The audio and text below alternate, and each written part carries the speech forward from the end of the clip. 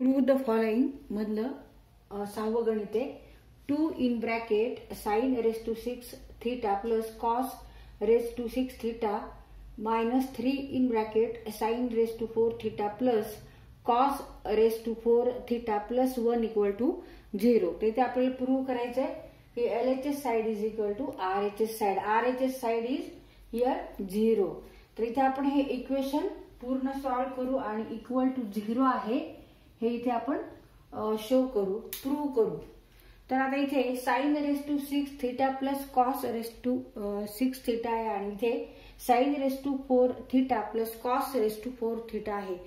तर इथे आपण एक्सपान्शन फॉर्म्युला वापरून हे सॉल्व करणार आहोत. तर एक्सपान्शन फॉर्म्युला काय आहे? a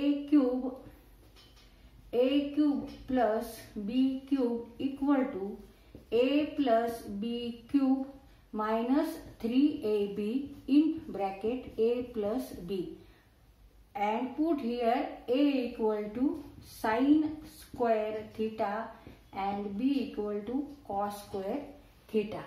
आणि ह्यासाठी आपण कोणता एक्सपान्शन फॉर्म्युला वापरायचा आहे?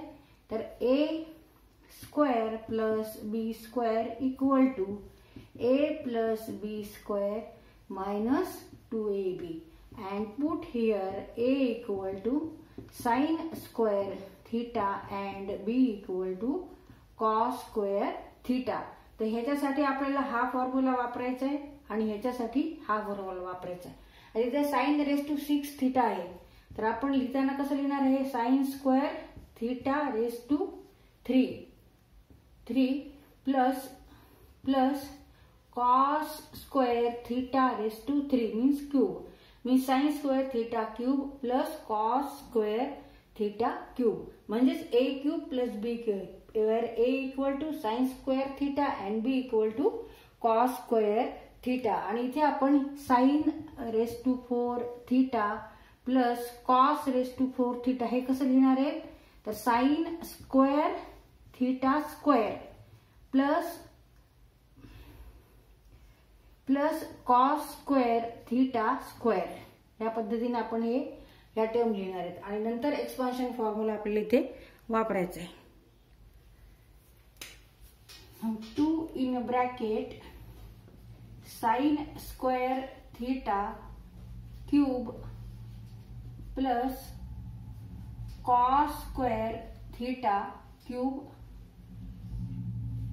Minus 3 in bracket sin square theta square plus cos square theta square plus 1.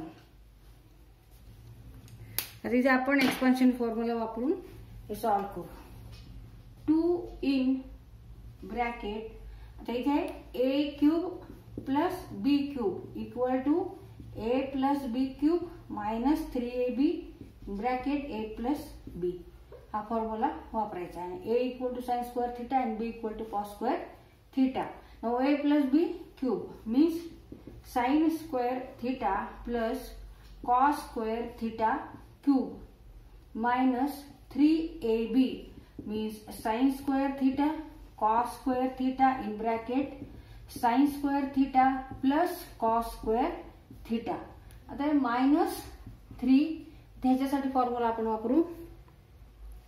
Minus a square plus b square means in bracket a plus b square minus 2ab means sine square theta plus cos square theta square minus 2ab. a is here sine square theta and b is cos square theta plus 1. आता इथे परत आपल्याला आयडेंटिटीचा वापर करायचा. Fundamental identity ट्रिग्नोमेट्रीची जी fundamental identity आहे त्याचा इथे आपण वापर करणार आहेत. तर आयडेंटिटी काय आहे? Sine square theta plus cos square theta equal to 1.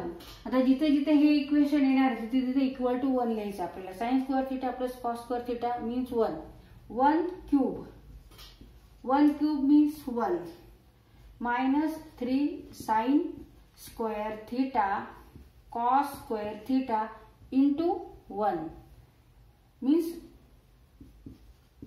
or write like this 1. Now minus 3 in bracket sin square theta plus cos square theta means 1. 1 square means 1. Minus 2 sin square theta cos square theta bracket close plus 1.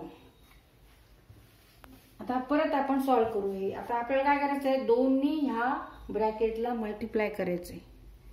2 into 1 2, 2 into 3 6, minus 6 sin square theta cos square theta